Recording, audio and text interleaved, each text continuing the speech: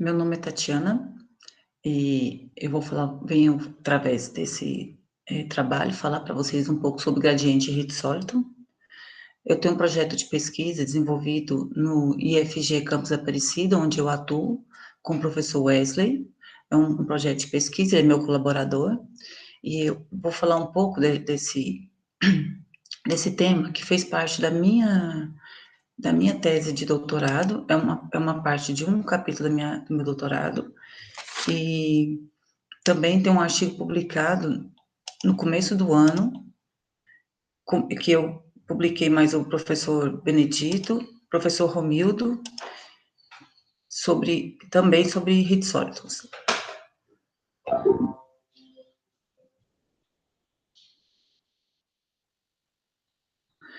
Ah, bom, o projeto chama Gradiente Quase Ritsólito para soluções. Eu fiz invariante por translação, rotação e por variância cilíndrica.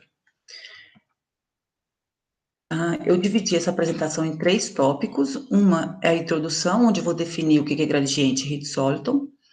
A segunda é a parte onde eu mostro todos os teoremas que nós encontramos. E a terceira é a referência bibliográfica. Bom, se eu tenho uma variedade riemanniana munida com uma métrica, e ela é dita gradiente Ritz-Solton, se existe a função diferenciável f, tal que essa relação 1 aqui, essa equação 1, é satisfeita, onde o HIT de G é o tensor de HIT, aqui é a hessiana, ρ é um número real e G é a métrica. Bom, esse gradiente Ritz-Solton, ele é classificado de acordo com o meu ρ. O meu ρ pode ser positivo, pode ser igual a zero e pode ser negativo. No caso de ser positivo, a gente diz que o gradiente Ritz-Solton é Schirink. Para igual a zero, steady. E para menor que zero, a gente chama de Spence. Também tem um caso onde a minha f, que é igual a zero, desculpa, a minha f é constante, logo a minha hessiana, se a f é constante, a minha hessiana aqui dá zero, e eu vou ter o HIT de G igual a ρ de G, onde eu tenho uma classificação especial, que é as variedades de Einstein. Tem bastante trabalho desenvolvido para o caso ρ igual a zero, que é o caso STED. O professor Márcio, da Universidade Federal do Mato Grosso, desenvolveu bastante coisa nessa área, mas o professor Romildo. Tem outros também, o professor Benedito, e tem vários outros pesquisadores que fizeram, ou seja, tem uma classificação ampla para o caso STED. O que eu quero abordar aqui é para um ρ não constante. Que aí, em 2010, o Rigoli 7, introduziram uma extensão natural do conceito de gradiente Ritz-Solito, que é o gradiente quase Ritz-Solito, aonde aquela equação 1 é válida, mas só que agora não é ρ constante mais ρ maior, ρ função. E aí eu defino que o gradiente quase Ritz-Solito satisfaz aquela equação 1 para caso ρ uma função.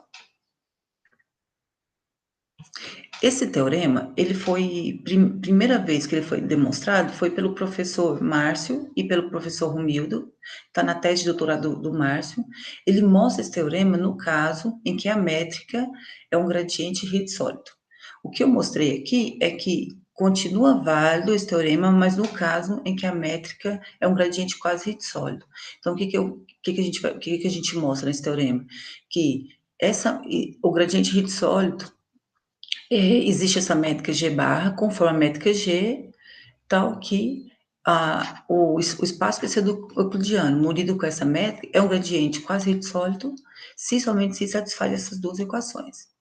Aqui nós estamos caracterizando essas EDPs, uma família de funções. Bom, essa notação φxi significa que eu estou derivando a f com respeito à iésima coordenada. Aqui se fala sobre a derivada segunda. Então, o que a gente vai fazer agora? Eu vou tomar agora invariância por translação. Então, tomando aqui invariância por translação, eu vou calcular as derivadas parciais, a norma do gradiente, o Laplaciano, vou substituir naquela equação, naquela primeira equação do teorema, e aí eu tenho agora um sistema de EDO de segunda ordem, em F, Fi e Rho. Bom, ou seja, eu consigo mostrar que existe uma métrica G-bar, conforme a métrica euclidiana, tal que essa métrica é um gradiente quase sólido, se somente se satisfaz esse sistema. Se vocês olharem aqui na minha primeira equação, ela é uma equação diferencial de segunda ordem, onde eu tenho φ ao quadrado, φ' e φ, e em F eu tenho apenas F, duas linhas, F'. Então, eu consigo com isso resolvê-la de uma maneira simples, fazendo uma mudança de variável e passando dela para uma equação diferencial de primeira ordem linear. E aí, tem toda uma teoria para isso, em equações diferenciais, nós resolvemos e eu consigo explicitar a minha F em função da minha φ. Com isso, eu substituo aqui nessa segunda equação e eu consigo explicitar a minha ρ. As soluções é dada por esse. Aqui, o que a gente conseguiu? A gente conseguiu uma família de soluções para quando eu faço invariância por translação, eu tenho uma família de soluções de gradiente quase Hit sólido. Basta eu te dar a φ que a minha F e a minha ρ eu consigo determiná-la. E ρ é uma função. Voltando aqui de novo a este teorema, o teorema 1, agora a gente vai fazer uma variância por rotação. E vou substituir aqui, ver o que vai dar o sistema. Então, eu faço agora, ó, uma invariância por rotação, calculo as derivadas parciais, substituo naquelas duas equações de classificação dos gradientes quase sólido, e eu chego, de novo, numa relação de uma equação, a gente passou de um sistema de equações diferenciais parciais para um sistema de equação com um sistema de equações ordinárias. Então, aqui, ó, a gente conseguiu mostrar, né, que, de novo, essa primeira equação é aquela primeira equação anterior, então a gente já tem técnica para resolvê-la. Essa, depois de ter resolvido aquela, ficou mais simples. Então, resolvo esta, substituo nessa de baixo e eu consigo essa família de soluções para o gradiente quase sólido. De novo, aqui, as duas dependem da φ, né? Essa φ é uma função diferenciável não constante. E no caso da rotação, eu fiz um exemplo, eu pego a φ como sendo A mais B elevado a alfa, onde A, B e alfa é real. E aí, olha, eu jogo lá e consigo achar esse sistema para F. E o interessante é que se você jogar aqui na rua, você também consegue achar a cara da rua. Eu não fiz isso, não coloquei aqui porque ela fica bem extensa. No caso de cilindros, a gente viu o seguinte, ó, se eu tenho uma invariância por cilindros, então não existe G barra que seja gradiente quase sólido.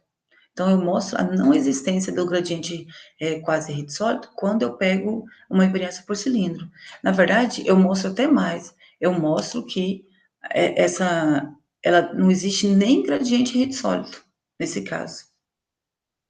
O que me basou para fazer esses teoremas foi primordialmente o artigo do Rigoli, aonde começa todo o assunto sobre gradiente quase sólido, é de 2010, é uma teoria muito recente, e a partir dele tem muitas teorias. O professor Romildo foi meu orientador do doutorado, esses dois artigos do professor Romildo com o Márcio e do professor Romildo com a Cat, e esse artigo é meu artigo com o professor Leandro e o Márcio, desculpa, com o professor Leandro e com o Romildo, que fala sobre invariância de soluções de gradiente sólido, de gradiente quase sólido, que foi publicado agora em janeiro desse ano.